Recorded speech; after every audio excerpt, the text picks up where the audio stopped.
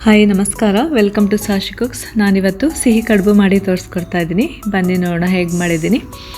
ಇಲ್ಲಿ ನಾನು 1 ಕಪ್ಪು ಹಸಿಕಾಯಿನ ತೊಗೊಂಡಿದ್ದೀನಿ, ಈ ಥರ ಹೆಚ್ಚಿಟ್ಕೊಂಡಿದ್ದೀನಿ. ಹಾಗೆ ಅದಕ್ಕೆ ಅರ್ಧ ಕಪ್ಪು ಬೆಲ್ಲದ ಪುಡಿ ತೊಗೊಂಡಿದ್ದೀನಿ. ಹಾಗೆ 3 ಏಲಕ್ಕಿ, ಹಾಗೆ ಇಲ್ಲಿ ನಟ್ಸನ್ನು ಇಟ್ಕೊಂಡಿದ್ದೀನಿ, ಒಂದಿಷ್ಟು ಬಾದಾಮಿ, ಹಾಗೆ ಗೋಡಂಬಿ, ಹಾಗೆಯೇ ಪಿಸ್ತಾನ ಹೆಚ್ಚಿಟ್ಕೊಂಡಿದ್ದೀನಿ ಸಣ್ಣದಾಗಿ. ಈ ಸಿಹಿ ಹೂರಣಕ್ಕೆ 2 ಟೇಬಲ್ ಸ್ಪೂನು ಕಪ್ಪೆಳ್ಳನ್ನು ಯೂಸ್ ಮಾಡ್ತಾ ಇದ್ದೀನಿ. ಕಪ್ಪು ಎಳ್ಳು ಆರೋಗ್ಯಕ್ಕೂ ಒಳ್ಳೆಯದು, ಹಾಗೆ ತುಂಬ ಟೇಸ್ಟ್ ಕೂಡ ಕೊಡುತ್ತೆ ಹೂರಣಕ್ಕೆ. ಈಗ ಈ ಕಾಯನ್ನು ಗ್ರೈಂಡ್ ಮಾಡ್ಕೊಳ್ಳೋಣ. ತರಿಯಾಗಿ ರುಬ್ಕೋಬೇಕು. 3 ಏಲಕ್ಕಿಯನ್ನು ಹಾಕ್ಕೊಂಡು ಈ ಥರ ರುಬ್ಕೊಂಡಿದ್ದೀನಿ. ಈಗ ಈ ಕಪ್ಪು ಎಳ್ಳು ತೊಗೊಂಡಿದ್ವಲ್ಲ, ಅದನ್ನೀಗ ಎಣ್ಣೆ ಹಾಕದೆ ಹಾಗೆ ರೋಸ್ಟ್ ಮಾಡ್ಕೊಳ್ಳೋಣ. ಇದಕ್ಕೆ ತುಪ್ಪ ಏನು ಬೇಡ, ಹಾಗೆಯೇ ರೋಸ್ಟ್ ಮಾಡ್ಕೊಳ್ತಾ ಇದ್ದೀನಿ.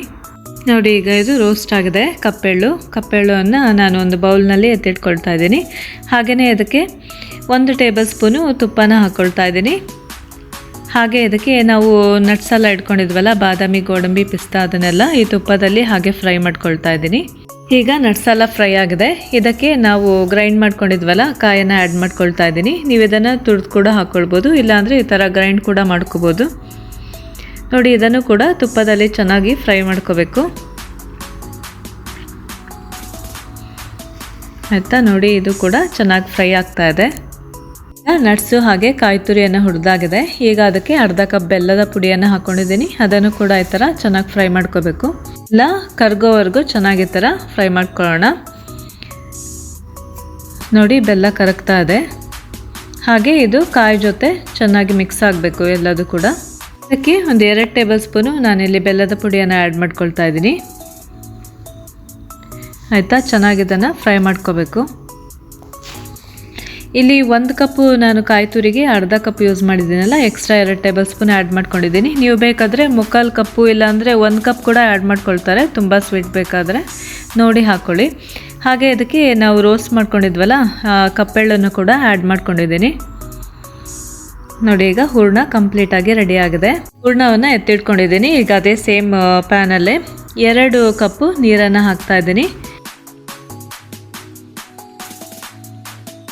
ಕಪ್ನಲ್ಲೇ ನಾನು 1 ಕಪ್ಪು ಅಕ್ಕಿ ಹಿಟ್ಟನ್ನು ತೊಗೊಂಡಿದ್ದೀನಿ. 1 ಕಪ್ಪು ಅಕ್ಕಿ ಹಿಟ್ಟಿಗೆ 2 ಕಪ್ಪು ನೀರನ್ನು ಹಾಕಿದ್ದೀನಿ.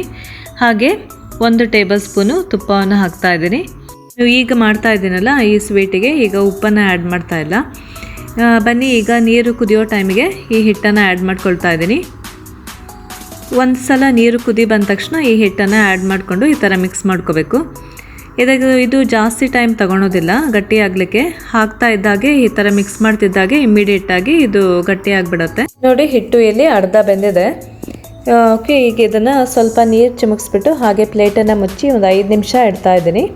ಅದರಲ್ಲೇ ಹಿಟ್ಟು ಅರಳತ್ತೆ, ಆವಾಗ ಚೆನ್ನಾಗಿರುತ್ತೆ ನಾದ್ಕೊಳ್ಲಿಕ್ಕೆಲ್ಲ. ನೋಡಿ, ಈಗ ಹಿಟ್ಟನ್ನು ನಾನೀಗ ಬೌಲಲ್ಲಿ ಎತ್ತಿಟ್ಕೊಂಡಿದ್ದೀನಿ. ಇದಕ್ಕೆ 1 ಟೇಬಲ್ ಸ್ಪೂನು ತುಪ್ಪನ ಆ್ಯಡ್ ಮಾಡ್ಕೊಳ್ತಾ ಇದ್ದೀನಿ. ತುಪ್ಪನ ಆ್ಯಡ್ ಮಾಡಿಕೊಂಡು ಹೀಗೆ ನಾದ್ಕೊಳ್ಳಿ. ಈ ಥರ ನಾದೋದ್ರಿಂದ ಹಿಟ್ಟು ಬೇಗ ಒಡೆಯೋದಿಲ್ಲ. ನೋಡಿ, ಈಗ ಹಿಟ್ಟೀಗ ಸಾಫ್ಟಾಗಿ ರೆಡಿ ಆಗಿದೆ. ತಕ್ಕ ಮಾಡಲಿಕ್ಕೆ ಹಿಟ್ಟು ರೆಡಿ ಆಗಿದೆ. ಈ ಹಿಟ್ಟನ್ನು ಒಂದು ಪ್ಲೇಟಲ್ಲಿ ಈ ಥರ ಮುಚ್ಚಿ ಇಡೋದು ತುಂಬ ಒಳ್ಳೆಯದು. ಹಿಟ್ಟು ಡ್ರೈ ಆಗಬಾರ್ದು. ಬನ್ನಿ, ಅದರಲ್ಲೇ ಸ್ವಲ್ಪ ಹಿಟ್ಟನ್ನು ತೊಗೊಂಡ್ಬಿಟ್ಟು ಈ ಥರ ತುಪ್ಪ ಹಾಕಿಬಿಟ್ಟು ಅದನ್ನು ಲಟ್ಟಿಸ್ಕೊಳ್ತಾ ಇದ್ದೀನಿ ಈ ಥರ ಕೈಯಲ್ಲಿ. ಇಲ್ಲ ಅಂತ ಹೇಳಿದ್ರೆ ಈ ಥರ ಚಪಾತಿ ಎಲ್ಲ ಮಾಡ್ತೀವಲ್ಲ ಅದರಲ್ಲೂ ಕೂಡ ಲಟ್ಟಿಸ್ಕೋಬೋದು. ನೋಡಿ, ನಮಗೆ ಎಷ್ಟು ಅಗಲ ಬೇಕೋ ಅಷ್ಟು ಅಗಲ ಈ ಥರ ಮಾಡ್ಕೊಂಡ್ಬಿಟ್ಟು ಅದಕ್ಕೆ ಹೂರಣವನ್ನು ಹಾಕ್ಕೊಂಡ್ಬಿಟ್ಟು, ಆಯಿತಾ? ನೋಡಿ, ಆ ಹೂರಣವನ್ನು ಮುಚ್ಚಬೇಕು. ಆ ರೀತಿ ಇದನ್ನು ತಗ್ಕೋಬೇಕು ಕೈಯಲ್ಲಿ. ನೋಡಿ, ನಾನು ವಿಡಿಯೋದಲ್ಲಿ ತೋರಿಸ್ತಾ ಇದ್ದೀನಲ್ಲ ಅದೇ ಥರನೇ ಈ ಥರ ಮಾಡ್ಕೊಳ್ಳಿ. ಎಲ್ಲ ಕಡೆ ಹೀಗೆ ಪ್ರೆಸ್ ಮಾಡ್ಕೊಳ್ತಾ ಅದನ್ನು ಹೂರಣವನ್ನು ಮುಚ್ಚಬೇಕು ನೀಟಾಗಿ. ನೋಡಿ, ಈಗ ಹೂರಣ ಕವರ್ ಆದಮೇಲೆ ಅದನ್ನು ಹಾಗೆ ಟ್ವಿಸ್ಟ್ ಕೊಡಬೇಕು. 1-2 ಸಲ ಟ್ವಿಸ್ಟ್ ಕೊಟ್ಟು ನೋಡಿ ಈ ಥರ ಮಾಡ್ಕೊಂಡ್ರೆ ಆಯಿತು.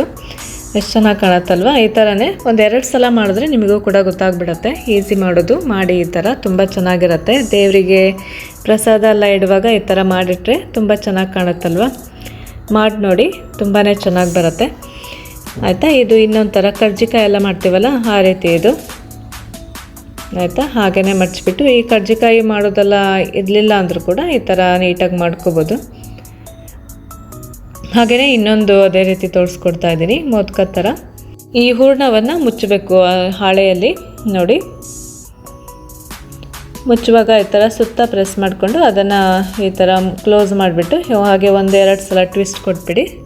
ನೋಡಿ ಮೋದಕ ಮತ್ತು ಕರ್ಜಿಕಾಯಿ ಥರದ್ದೆಲ್ಲ ಶೇಪಲ್ಲಿ ಮಾಡಿ ಇಟ್ಕೊಂಡಿದ್ದೀನಿ, ರೆಡಿ ಆಗಿದೆ. ಇದನ್ನು ನಾನು ಕುಕ್ಕರ್ನಲ್ಲಿ ಈಗ ಬೇಯಿಸ್ಕೊಳ್ತಾ ಇದ್ದೀನಿ. ನೀವು ಸ್ಟೀಮರಲ್ಲಿ ಮಾಡ್ಕೋಬೋದು, ಇಡ್ಲಿ ಬೇಯಿಸ್ತೀವಲ್ಲ ಅದರಲ್ಲಿ ಕೂಡ ಮಾಡ್ಕೋಬೋದು. ನೋಡಿ ನಾನು ಸ್ಟೀಮರ್ ಸ್ಟ್ಯಾಂಡ್ ಇಟ್ಕೊಂಡಿದ್ದೀನಿ, ಅದರ ಮೇಲೆ ಈ ಥರ ಮಾಡಿರೋದೆಲ್ಲ ಮೋದಕವನ್ನು ಇಟ್ಕೊಂಡಿದ್ದೀನಿ ಇಲ್ಲಿ. ಆಯಿತಾ, ಮೋದಕವನ್ನು ಒಂದ್ರ ಮೇಲೆ ಒಂದು ಇಡಬೇಡಿ. ಮೋದಕವನ್ನು ಬೇಯಿಸ್ಕೊಳ್ಲಿಕ್ಕೆ ಇಡ್ಲಿ ಸ್ಟ್ಯಾಂಡು ಅಥವಾ ನಾರ್ಮಲ್ ಪ್ಲೇಟ್ ಇರುತ್ತಲ್ಲ ಅದು ತುಂಬ ಚೆನ್ನಾಗಿರುತ್ತೆ. ನಾನಿಲ್ಲಿ ಮೋದಕವನ್ನು ಒಂದು 15 ನಿಮಿಷ ಕುಕ್ ಮಾಡ್ಕೊಂಡಿದ್ದೀನಿ. ಆಯಿತಾ, ಮೋದಕ ಚೆನ್ನಾಗಿ ಬೇಯೋವರೆಗೂ ಚೆನ್ನಾಗಿ ಬೇಯಿಸ್ಕೊಳ್ಳಿ, ಇಲ್ಲಾಂದರೆ ಹಸಿಯಾಗಿ ಹಿಟ್ಟು ಎಲ್ಲ ಹಾಗೇ ಇರುತ್ತೆ, ತಿನ್ಲಿಕ್ಕೆ ಚೆನ್ನಾಗಿರೋದಿಲ್ಲ. ನೋಡಿ ಇಲ್ಲಿ ಮೋದಕ ಎಲ್ಲ ರೆಡಿಯಾಗಿದೆ. ಈ ಒಂದು ರೀತಿ ಶೇಪಲ್ಲಿ ಮಾಡಿ ನೀವು ದೇವ್ರ ಮುಂದೆ ಇಟ್ಟರೆ ತುಂಬಾ ಚೆನ್ನಾಗಿ ಕಾಣುತ್ತೆ. ಹಾಗೆಯೇ ಈ ರೆಸಿಪಿ ಕೂಡ ಸ್ಟಫಿಂಗ್ ಎಲ್ಲ ಯೂಸ್ ಮಾಡಿದ್ದೀವಲ್ಲ ತುಂಬ ಟೇಸ್ಟ್ ಆಗಿರುತ್ತೆ. ಈಗ ನಾವು ಹಿಟ್ಟನ್ನು ರೆಡಿ ಮಾಡ್ಕೊತೀವಲ್ಲ, ಆ ಹಿಟ್ಟಿಗೂ ಕೂಡ ನಾವು ಸ್ವಲ್ಪ ಬೆಲ್ಲ ಆ್ಯಡ್ ಮಾಡ್ಕೊಂಡ್ರೆ, ಹಾಗೆ ಉಪ್ಪನ್ನು ಆ್ಯಡ್ ಮಾಡ್ಕೊತೀವಲ್ಲ, ಹಾಗೆ ನಾರ್ಮಲ್ ತಿನ್ನುವಾಗ ಅದು ತುಂಬ ಟೇಸ್ಟ್ ಚೆನ್ನಾಗಿರುತ್ತೆ. ಓಕೆ, ಈ ಥರ ಸ್ಟಫಿಂಗ್ ಎಲ್ಲ ಯೂಸ್ ಮಾಡಿಕೊಂಡು ನೀವು ಒಂದು ಸಲ ಟ್ರೈ ಮಾಡಿ. Thanks for watching.